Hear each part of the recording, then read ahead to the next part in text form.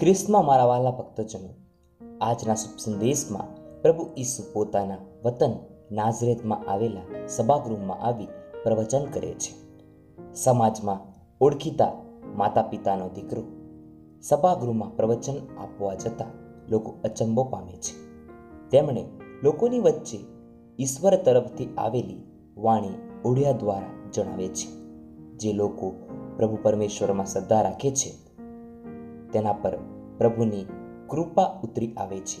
આમ પ્રભુની વાણી સાંભળનારા અને પ્રભુમાં વિશ્વાસ રાખનારા વિવિધ બીમારીઓમાંથી સાજા થશે અને ભગવાનના ગુણગાન ગાતા થશે.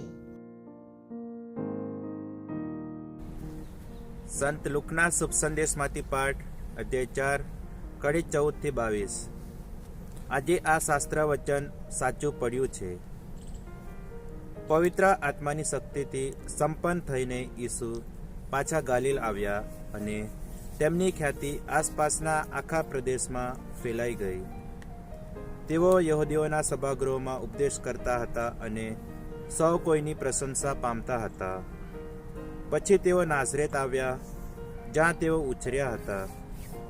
પોતાના નિયમ મુજબ વિશ્રામવારને દિવસે તેઓ સભાગૃહમાં ગયા અને વાંચવા ઊભા થયા.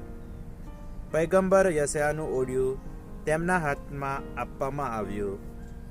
તેમણે ઓડિયું ઉઘાડ્યું અને નીચેના વચનોવાળી જગ્યા શોધી કાઢી. મારામાં પ્રભુનો આત્મા ઉતરી આવ્યો છે, કારણ તેણે મારો અભિષેક કર્યો છે.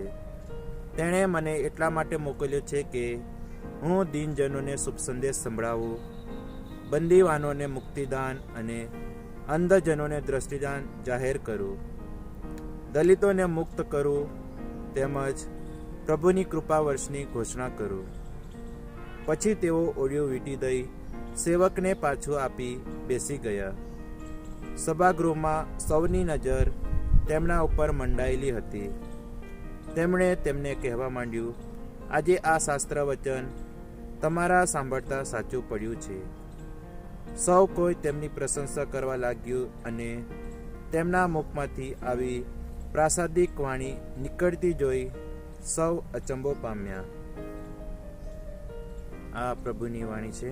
તે આપનો આધાર છે.